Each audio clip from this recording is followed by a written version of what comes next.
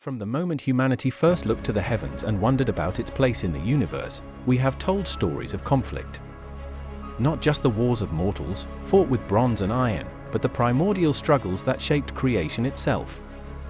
These are the wars of myth, epic battles fought by gods, demons, and heroes, where the fate of the cosmos hangs in the balance. These are not mere tales of violence. They are the foundational narratives of civilizations, the symbolic struggles between order and chaos, righteousness and corruption, life and oblivion. They teach us who we are by showing us the epic conflicts from which we were born. Over the next hour, we will journey across the globe and through the mists of time to witness 10 of mythology's greatest wars. From the birth of the Greek gods to the foretold end of the Norse world, from the foundation of China to the eternal cosmic struggles of India, we will explore the battles that defined pantheons, established civilizations, and reveal the deepest truths about the human condition. This is the story of mythology's ultimate conflicts.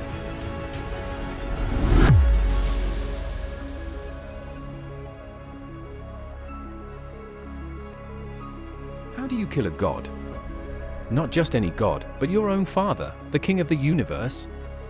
This was the question that sparked a war that would birth a new heaven and earth. Our knowledge of this primordial conflict, the Titanomachy, comes to us through the verses of ancient Greek poets, immortalized in epic poems like the Iliad and the Odyssey. Before the age of heroes, the universe was young, raw, and ruled by fear. The Titan king, Cronus, was terrified, for he had built his throne on the betrayal of his own father. A dying prophecy had poisoned his reign. His own child would one day usurp him. This curse demanded a terrible price. As his wife, the goddess Rhea, bore him children, Cronus, one by one, devoured his own divine offspring, Hestia, Demeter, Hera, Hades, and Poseidon. He thought he could swallow destiny itself. Imagine Rhea's despair. Finally, with her last child, her sorrow hardened into a desperate, cunning plan. She hid the infant, Zeus, in a deep cavern on the island of Crete. And to her monstrous husband, she presented a lie wrapped in cloth, a stone. Cronus, blinded by his paranoia, devoured the rock, believing he had finally secured his throne forever. He had no idea he had just allowed hope to survive. In that cave, a secret was growing. Zeus came of age, his veins thrumming with the power of the sky. He learned of his father's tyranny and vowed to shatter the age of fear. He tricked Cronus, forcing him to disgorge the children he had stolen. For the first time, the 6 siblings stood together, a pantheon in waiting. But the Titans were a legion, ancient and powerful. To win this war, Zeus would need monsters. He journeyed to the prison pit of Tartarus and there freed the forgotten children of Uranus, the Cyclopes, masters of the forge, and the Hecatoncheirs, the 100-handed ones. In gratitude, these beings armed the new gods. For Zeus, they forged lightning itself. For Poseidon, a trident that could command the earth and seas. And for Hades, a helm of shadow that granted invisibility. The stage was set. For 10 arduous years, the universe screamed. The Titanomachy was a war of cosmic forces, where the mountains themselves were used as weapons. From the peaks of Mount Olympus, Zeus was a figure of righteous fury. Poseidon's rage called forth earthquakes and tsunamis. The true tide turners were the Hecatoncheirs, their 100 arms hurling mountains as if they were stones, burying the old gods. Against this onslaught, the old order finally broke. The defeated Titans were cast down into the endless dark of Tartarus, the very pit where they had caged their own nightmares. The cycle of violent succession was over. An age of order had dawned. Zeus became king of the gods, Poseidon lord of the seas, and Hades master of the underworld. The Titanomachy was the primordial conflict that separated chaos from order, a brutal birth for the world the ancient Greeks knew. But what happens when the very earth you rule turns against you? The universe has a long memory. And the mother of the defeated Titans, Gaia, the earth itself, was not done with him yet. From the ground itself, a new nightmare was born, the giants. These monstrous beings of raw, untamed chaos were Gaia's terrifying vengeance. Their one goal, to tear down the heavens. So great was their strength that they began stacking mountains one on top of the other, building a grotesque, unstable ladder in a direct assault on Olympus itself. The Olympians fought back, a pantheon of gods against a horde of earthen monsters. The full might of the Olympians was unleashed. Ars, the god of war, charged into the fray. Dionysus led a frenzied, chaotic assault.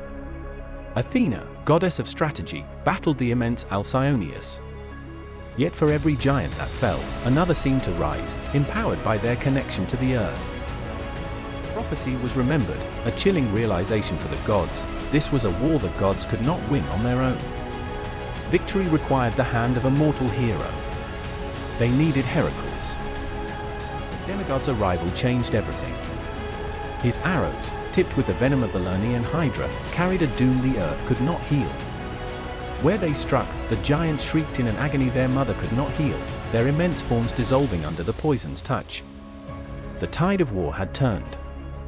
One by one, the children of Gaia fell before the combined might of god and hero. The remaining giants were dragged down into the yawning maw of the earth, their chaotic rebellion over.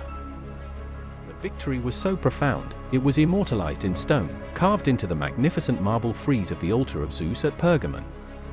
The Gigantomachy was a fierce declaration that the Olympians could not only seize power, but defend it, upholding cosmic order forever. This idea of an eternal struggle for balance is not unique. In fact, for the gods of India, that war never truly ends. This eternal struggle between light and shadow, order and chaos, is the central theme of the Devasura War, a recurring conflict in Hindu mythology whose stories are found in the most ancient sacred texts, the Vedas. It is the ceaseless battle for the soul of the universe. This eternal struggle is often born from a shared beginning. In a time of cosmic ambition, Devas and Asuras worked together, using the colossal serpent Vasuki to churn the great ocean of milk for the nectar of immortality. But this cooperation was a fleeting truce in an endless conflict. The war's most ancient tales are etched into the elements themselves. The serpent-like Asura Vritra imprisoned the world's waters, causing a devastating drought. Indra, king of the Devas, wielding his mighty thunderbolt, the Vajra, tore open the demon's form, and from it, a torrent of pristine, life-giving water gushed forth, restoring order. Yet chaos would always rise again. When the shape-shifting buffalo demon Mahishasura grew so powerful no single god could defeat him, the combined energies of the gods gave rise to a new, supreme power, the goddess Dagon. Radiating a fierce, golden aura, she rode her lion into battle, plunging her trident into the demon's heart, her triumph re-establishing divine supremacy. This conflict is so fundamental that it even shaped language. The term Asura, which in early Vedic literature could denote a supreme or even benevolent force, gradually shifted over time to exclusively mean an evil entity.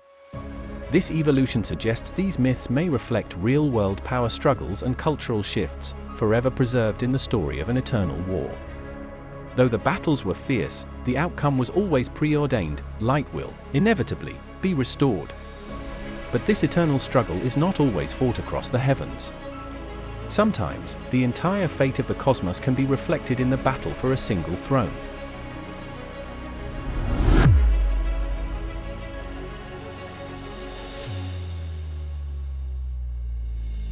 A king is murdered. His body dismembered and scattered across the land by his own brother. This is not just a crime, it is an act of cosmic desecration. It is how the story of Egypt begins, a tale pieced together from ancient funerary texts and papyrus scrolls like the contendings of Horus and Set. The victim was Osiris, the noble king. The murderer was his brother Set, the god of chaos and the barren desert. Set seized the throne, believing his brutal act had ended the royal line forever. But he did not account for the devotion of Isis, Osiris's wife. A figure of profound grief and divine magic, she meticulously gathered the fragments of her beloved. With her hands glowing with ethereal light, she reassembled his form, breathing new life into him, not as a king of the living, but as the revered ruler of the underworld. From their mystical reunion, a son was born, Horus, the rightful heir, hidden away until he was strong enough to claim his birthright. When he came of age, Horus emerged as a majestic, falcon-headed warrior, ready to challenge his uncle. Against him stood Set, a figure of untamed chaos, his enigmatic animal head embodying the destructive forces of the desert. Their contention for Egypt was brought before a divine court of the gods, who would judge their worthiness through a series of arduous contests. In a famous boat race, Set carved his vessel from solid stone, certain of its power. It sank immediately. Horus, however, had fashioned his boat from wood but disguised it with plaster to look like stone, gliding effortlessly to a victory of ingenuity over brute force. The conflict was not without cost. In one ferocious battle, Set tore out Horus's left eye, gravely wounding the young god. But the wise god Thoth, with his ibis head, reached out with a glowing hand and, in a moment of miraculous healing, restored the eye to wholeness. This created the iconic symbol known as the Eye of Horus, an emblem of restoration and protection. Finally, the divine court delivered its verdict. Set was humbled and defeated, his chaotic form diminished before the triumph of cosmic law. Horus, the rightful heir, was crowned with the double crown of Upper and Lower Egypt, signaling the end of chaos and the restoration of divine order, harmony, and justice to the land. The memory of their struggle would live on for millennia, a powerful symbol of the eternal victory of light over darkness.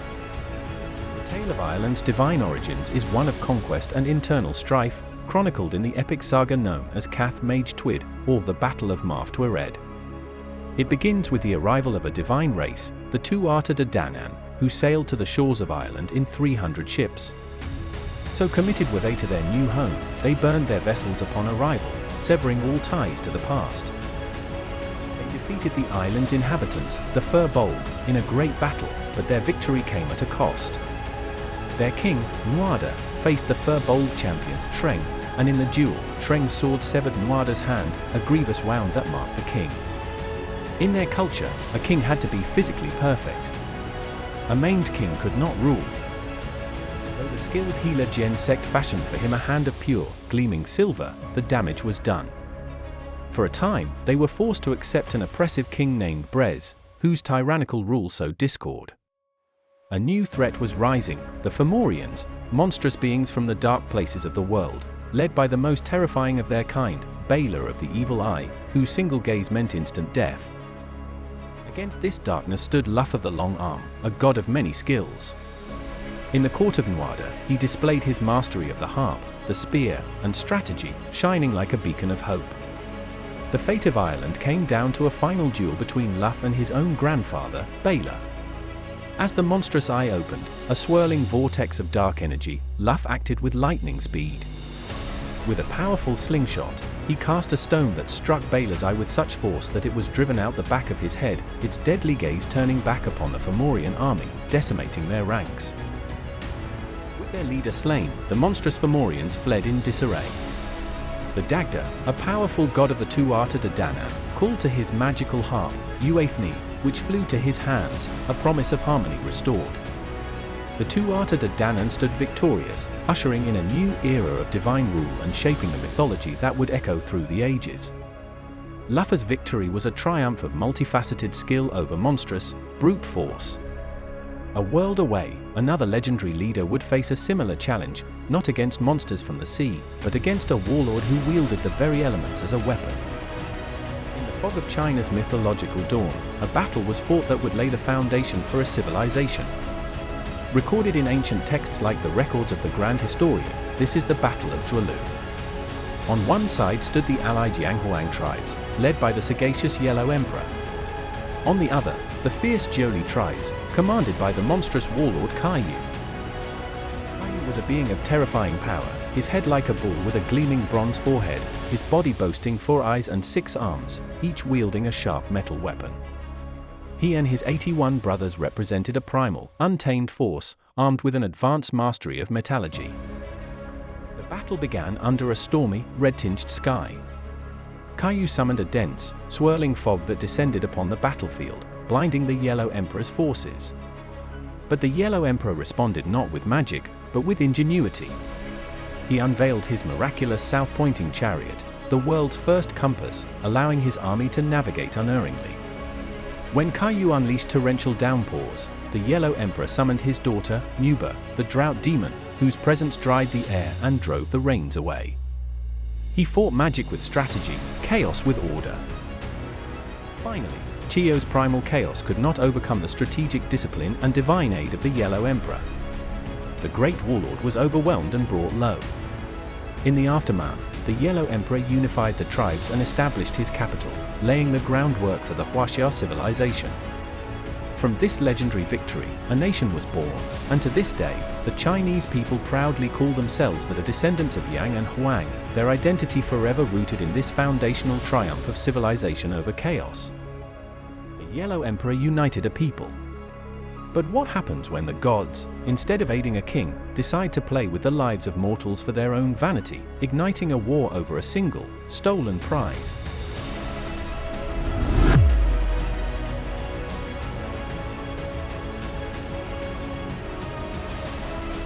It all started with a golden apple and a simple inscription for the fairest. We return to the world of the Greeks, and to a story so powerful it has been told and retold for 3 millennia, immortalized in the epic poems of Homer, the Iliad and the Odyssey. When the Trojan prince Paris was asked to award the apple to one of 3 goddesses, he chose Aphrodite, who had promised him the most beautiful woman in the world. The goddesses he slighted, Hera and Athena, vowed revenge. This petty, divine squabble was the spark that would ignite a decade of war. The woman was Helen, Queen of Sparta. Her abduction by Paris launched 1,000 Greek ships, a vast Achaean expedition led by Helen's brother-in-law, Agamemnon. For 10 long years they laid siege to the great city of Troy. This was the Trojan War, a conflict defined by flawed, brilliant, and tragic heroes on both sides. For Troy, there was Hector, the valiant prince, the city's greatest hero, fighting desperately to protect his people. For the Greeks, there was Achilles, a warrior of godlike power, the greatest of his age. But when a dispute with his king led Achilles to withdraw from the fight, the tide turned against the Greeks. It was only when his beloved companion, Patroclus, was killed by Hector that Achilles returned, transformed by a grief so immense it became a terrifying, all-consuming rage. He donned new armor forged by the god Hephaestus, a suit so brilliant it shone brighter than fire. He hunted Hector down and killed him in a legendary duel. But his vengeance was not sated. In a final, horrific act, he dragged the lifeless body of Troy's hero behind his chariot. Yet, even with Hector gone, Troy did not fall. The victory came not from strength, but from cunning. It was the wily Odysseus who devised the ultimate stratagem, the Trojan horse. The triumphant Trojans pulled the magnificent wooden offering into their city, unknowingly inviting their own doom. That night, Greek warriors swarmed from the horse, and the city that had stood for a decade was consumed by fire and chaos. Under a clear dawn sky, the Greek ships sailed for home, the weary victors leaving behind the smoldering silhouette of Troy, a stark reminder of the devastating cost of their victory. The Trojan War shows the tragedy when gods interfere for petty reasons.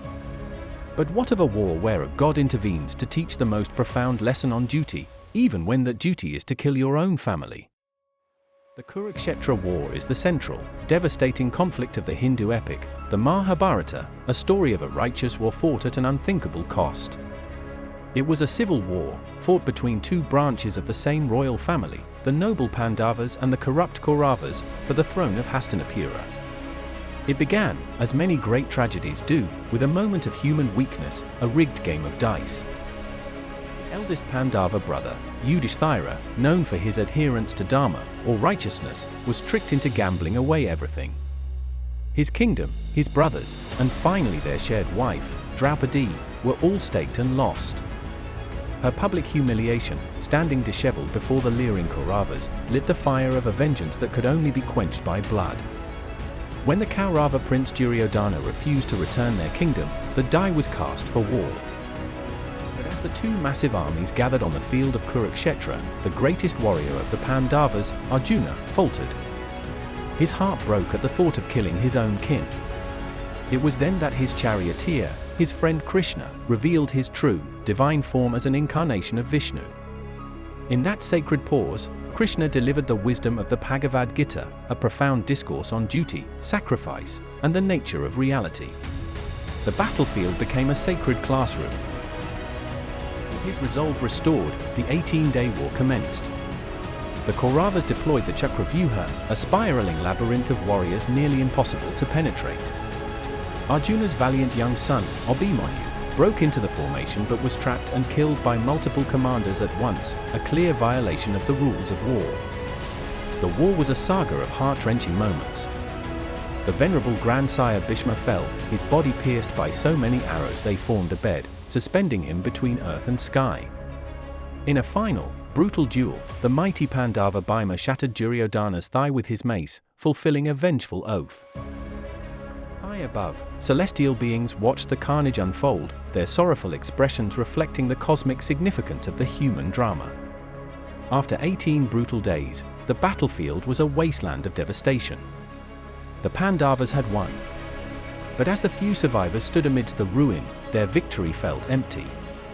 Yudhishthira, the righteous king, now wore a crown of sorrow.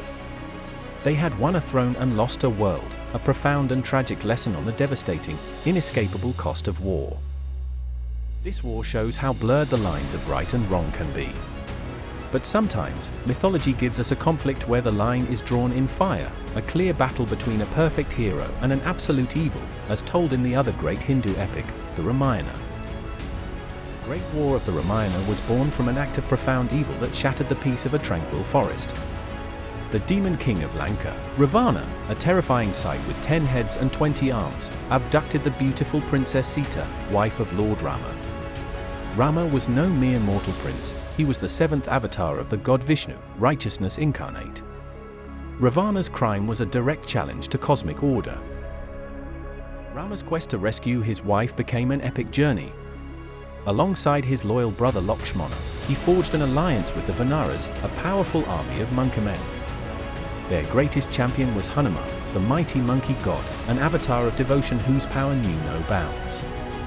In a feat of superhuman strength, Hanuman took on a colossal form and leaped across the vast ocean to the island kingdom of Lanka to find Sita and bring her hope. To move an entire army across the sea, a miracle was needed. Under Rama's serene guidance, the Vanara army worked with incredible coordination, lifting massive stones which, inscribed with Rama's name, miraculously floated upon the water. They built the Ram Setu, a bridge stretching across the ocean, a testament to the power of divine will. Across this bridge, a seemingly endless tide of Vanara warriors charged into Lanka. The war was brutal and long. At one point, Lakshmana fell, mortally wounded. As Rama knelt by his brother's side, his face etched with grief, Hanuman once again proved his loyalty, soaring across the continent to fetch an entire mountain glowing with healing herbs to save Lakshmana's life. Ravana himself was a whirlwind of destruction, his 10 heads roaring defiance. Against this demonic might, Rama stood as a beacon of righteousness. He drew his celestial bow, and from it flew enchanted arrows that streaked across the sky, embodiments of divine law that always found their mark. The conflict culminated in a fierce, final duel between Rama and Ravana. Despite his immense power, Ravana's demonic form began to falter under the relentless assault. With a final, powerful shot, Rama pierced the demon king's heart, ending his reign of terror and winning the war. But the restoration of order was not yet complete. To publicly re-establish the purity that Ravana had violated, Sita calmly entered a blazing pyre. In a final, divine spectacle, the flames parted around her, proving her chastity and vindicating her honor. It was the ultimate triumph of evil defeated and righteousness gloriously restored. Rama, an avatar of Vishnu, descended to restore order. But what if there is no god powerful enough to stop the end? What if the gods themselves are fated to die in a final, apocalyptic war? We have come to the end of our journey, to the cold lands of the Norse. Here, the greatest war is not a memory of the past, but a terrifying vision of the future, a prophecy whispered in the verses of the poetic Edda. It is a foretold doom where the gods themselves are fated to die. It is Ragnarok, the twilight of the gods. It does not begin with a trumpet blast, but with a creeping, deathly chill, the Fimbulwinter, a relentless, cruel winter that lasts for 3 years without a summer, plunging the world into despair and conflict. This is the first sign that the end is near. Then, the chains will break. From the depths of the ocean, the world serpent, Jormungandr, will release its own tail from its mouth, its thrashing causing tidal waves of unimaginable scale. At the same time, in a rocky wasteland, the monstrous wolf Fenrir will finally shatter his magical bonds, his guttural roar signaling his terrifying freedom. And from his own torment, the trickster god Loki will break free, setting sail on Naglfar, a ship made from the uncut fingernails of the dead, to lead an army of monsters against the gods. On the Rainbow Bridge, the watchman god Heimdall will see them coming. He will raise the Galahar horn to his lips, and its piercing, resonant blast will echo across all 9 realms. It is the final, mournful call to arms. The gods know what is coming. The prophecies have told them everything. They know they are doomed. But they will march to the battlefield of Vigrid to face their fate with courage. Odin, the All-Father, will fight the wolf Fenrir and be devoured. Thor, the mighty protector of humanity, will engage in a furious duel with his ancient nemesis, Jormungandr. He will succeed in killing the beast, but will take only 9 staggering steps before succumbing to its deadly poison, dying alongside his foe. With the greatest of the gods fallen, the end accelerates. The fire giant Surtur will raise his immense, burning sword and sweep it across creation.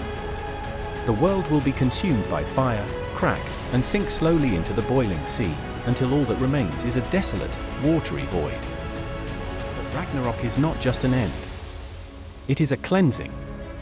From the depths of the now calm, pristine waters, a new, vibrant green earth will slowly emerge. 2 human survivors, Elif and Lifrasir, will emerge from hiding to repopulate this new world.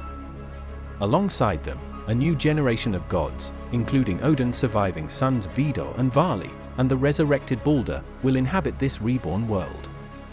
The cycle is complete. Destruction has given way to a new and hopeful beginning.